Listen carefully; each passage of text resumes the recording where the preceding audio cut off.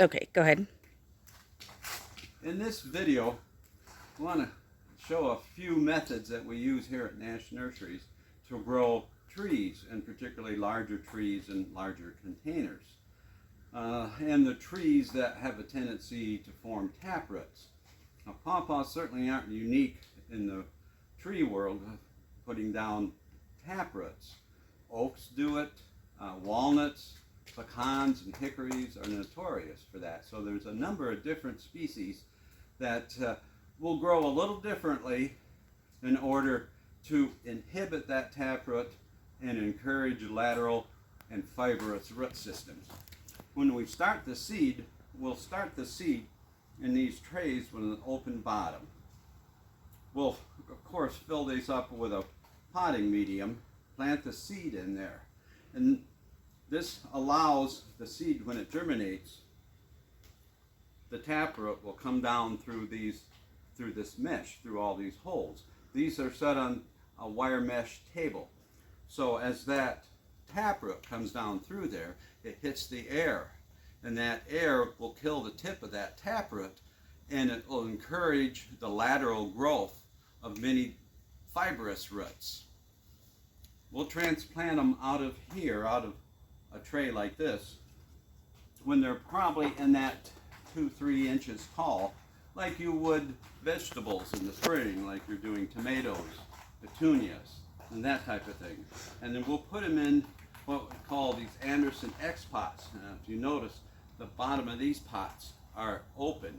There's just an X in there. And these go into trays, and you can see the trays have a mesh bottom also.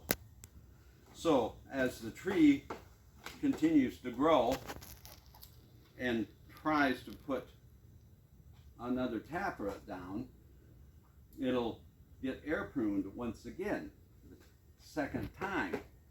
That'll inhibit that taproot and encourage all those lateral roots out. We find this gives a much stronger tree, a much stronger plant.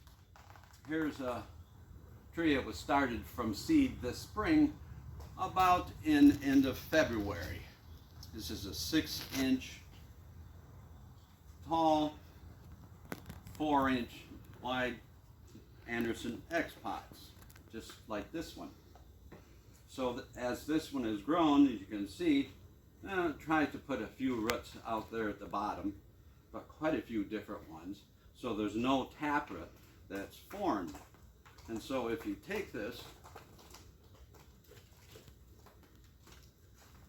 out of the pot, you'll notice that has a lot of roots, lateral roots forming all over. So it has a very good root system. There's not one single root that goes down and circles around.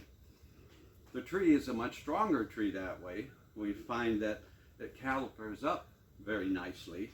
And one of the advantages of it, because it's a more vigorous tree, it grafts a lot better also. Now from this pot, we'll transplant that into regular containers, because it's gone through 2 steps already to reduce that taproot, and it encourages those lateral roots to grow out. Then we'll put those probably into a 3-gallon, 5-gallon, and we'll transplant those later on into even larger containers and grow them. And once this method has been used, the tree doesn't produce that one long elongated taproot that wants to circle around, because it already has all these other lateral roots that's been formed.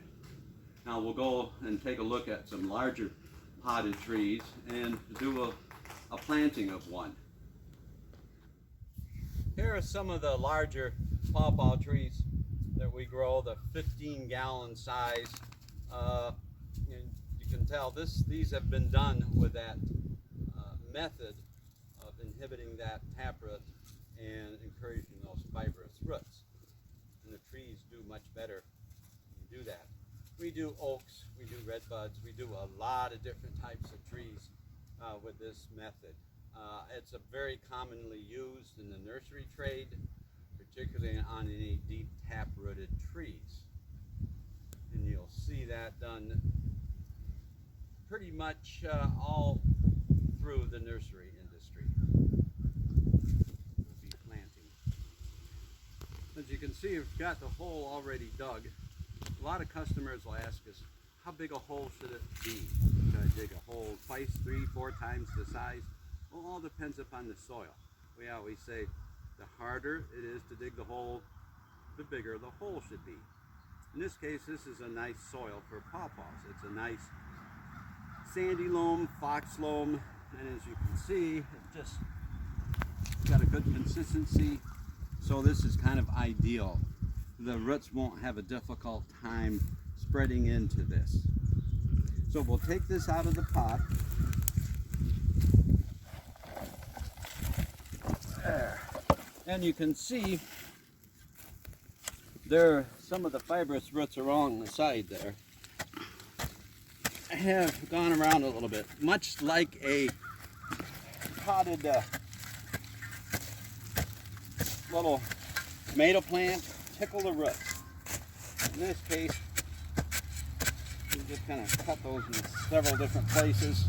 That encourages the roots to spread out.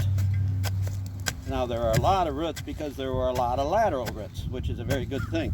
There's not one big taproot that goes around and around and around at the bottom. It has a lot of roots. So we'll set this down in there. And then we'll just gradually, as you can tell, this soil is just a very nice soil. Just fill that in, and the roots all being tickled, they will spread out now. And I always like to make sure there's no air pockets down in there, and gradually fill that in as we tamp some of the soil in, get it good and straight.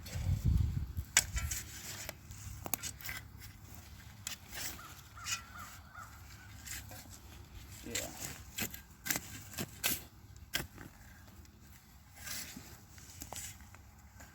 This is a little bit up on a hill, which is a very good thing because like all fruit is subject to spring frost, and you don't want to plant in a frost pocket. Tamp that down. This soil tamps down very easily and very nice. It's a very good type of soil. There. That's just about right. Same level as it was there in the pot. Now we'll mulch, a good organic mulch. In this case, this is just shredded bark. And we've left a little bit of a bowl here so you can water. A lot of folks try to water and then just the water runs right off. This has got a little bowl here so it will hold a little water so you can dump a 5-gallon bucket on there. It's just not going to run off.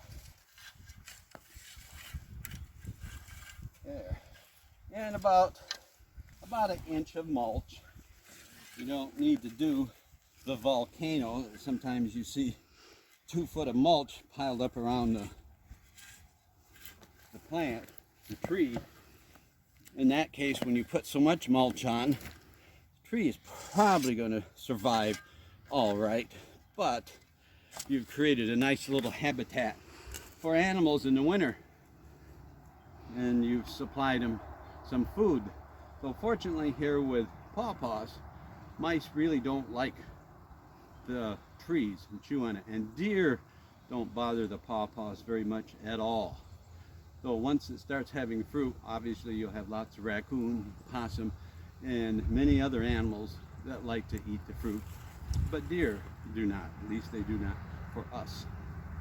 So here we have a little pawpaw. We'll revisit this in 2 or 3 years and see how much fruit it's setting. So thank you.